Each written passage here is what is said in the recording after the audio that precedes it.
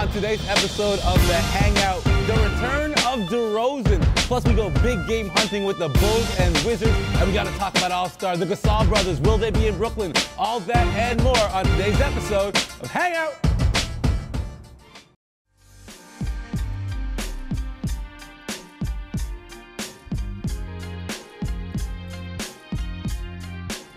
Basketball fans, welcome inside Canada's home for talking hoops. As always, this is Hangout. I'm Akil Augustine, and another fun-filled, jam-packed episode. We have a very special guest, and I'm not talking about the producer of the Raptors broadcast, Dan Glavin, who's always here also, but we're thankful that you are here, Dan. Happy to be here, thankful to be here. All right, longtime veteran of the media industry and also professional stylist, Megan Ann Wilson joins us. Thank you, Megan. Thanks for having me. And a member of the greatest high school basketball team. Okay, it's up for argument, maybe not, but you guys are in the discussion.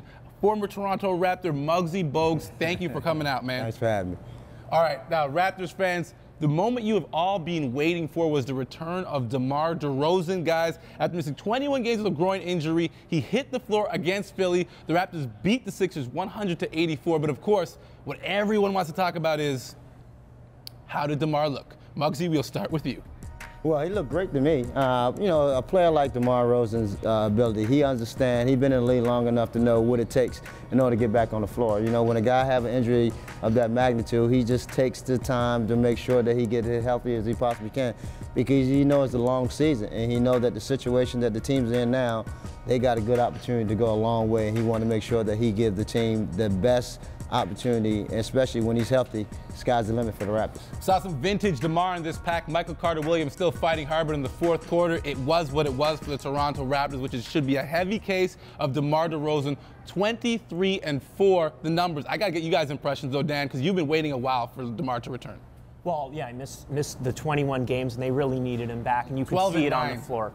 Yeah, 12-9, which is respectable, but that's not enough to keep you in first place, and sure enough, they fell out. I thought he was efficient, poised, and as Coach Casey said in the press conference after, he just had this calming effect on the team. They knew who to go to for a shot. When he hit his first couple of shots, I was really impressed, because, you know, Muggsy, guys seem to rush back so much of the time, and I love how he took his time getting back in the lineup. The team was patient, and he was absolutely ready to go last night. Megan, your thoughts on what you saw? Same thing. I mean, I think he looked great. I think Dwayne Casey did the right thing. 7 minutes, 6 minutes, taking him out early in the fourth. So they really just gave him time, and he just looked super poised, super relaxed, and just ready to be back there, but not like he was pushing too hard. Now, and I think that's what everyone was worried about. One of the big conversations while DeMar was out was, how do you fix this Toronto Raptors team and what they're missing from DeMar? James Johnson thrown into the starting lineup. But Muggsy, Terrence Ross, a young player the Toronto Raptors have earmarked as part of their future, but over the last little stretch, they haven't seen what they want to see, both defensively and attacking the rim from Terrence. Your impressions of what Terrence needs to do to kind of find his way back into a positive rhythm with this group? Well, he just got to stay aggressive and understand the type of talent that he does have. I mean, he's a big part of this franchise, a big part of them going forward. And I spoke to him early during the season, and I think he needs to understand how to mix it up. You know, need to continue to attack the basket. You know, he's such a good jump shooter, but, you know, he relies too much on that jump shot. So he got to get some easy baskets, get into the basket, out in the open court. Confidence start to go, and seeing that ball go through the basket always boost up your confidence. And he's also a great defender. So once he gets that type of confidence going and he out there defending on the perimeter, you know, those Raptors are very tough to beat. Megan and Dan, we haven't seen the defense that we thought we'd see from Terrence, though. He's super athletic. Yeah, absolutely. And last night, his defense was worse than Lou Will, which is saying something, right? Wow, and right shots now, fired. Not even, but it's true. And I think that's something that they've kind of come to expect from him, and it's something that fell off. I think it's almost like when DeMar was younger. It was kind of cocky versus confidence. And I think Terrence Ross has cockiness in spades, and now he has to just keep being confident. And I think that's really going to be the ticket for him. Well, there is an athleticism there that is just off the charts. His natural gifts are astonishing. I think he's a good defender, but he probably has the potential to be a lockdown defender. And if he can find his way into that kind of a role, then I think he I think that's what the Raptors are looking for him to get to. All right, up next for the Toronto Raptors, the Atlanta Hawks. What are they, 23-2 in their last 25 games, tearing through this league. Coach Budenholzer has them playing like a Spurs East right now. The ball movement is beautiful. They get Al Horford back. The Toronto Raptors are 2-0 against the Hawks this season, but Friday night is going to be a big game. Is this a measuring stick game for you, Muggsy, to see how far this team's come along? Absolutely, because this is the team that's out there in front of them right now, who's playing the best basketball on the East. And this is a measuring stick, as you alluded to. The way the team has been performing throughout the year, you know, Al Horford wasn't there early on, so he's healthy. Jeff T is playing unbelievable basketball. So this is really a measuring stick for them.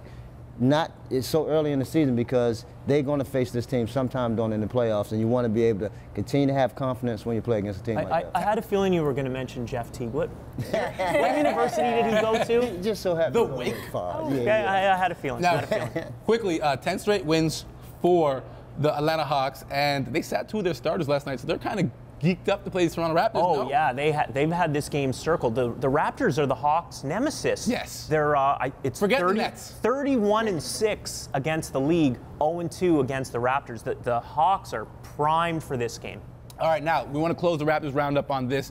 Muggsy Bogues, you're a huge part of Toronto Raptors history, and we want to get a little bit of perspective on what's going on right now. We're also stuck in this We the North thing. I want you to compare Vinsanity to We the North. Well, you know, the Vinsanity at the time, you know, it was an individual thing at the time because of what Vince was doing, and he put the team, the franchise on the map. I mean, really put them on a national platform. But then the addition with the players, you know, when us was able to make that playoff that first year in 2000, it kind of gave us really a sense of they have a basketball team up in Toronto. So, I mean, it really kind of put it out there. But the We Are the North, they took it to a whole new level. Because now they're really one of the elite teams of the East. Quick showing off that university education. It's not We Are the North. It's We the North. We're forgetting all that, okay? Listen, we got to go to break. Still more to come here on The Hangout. We go big game hunting. John Ball versus my man Derrick Rose. We got to break that matchup down the other side of the break. And plus, there's so much more. We got Muggsy Bogues in the house, Megan Ann Wilson and Dan Gladman. This is Canada's home for talking hoops. Hangout.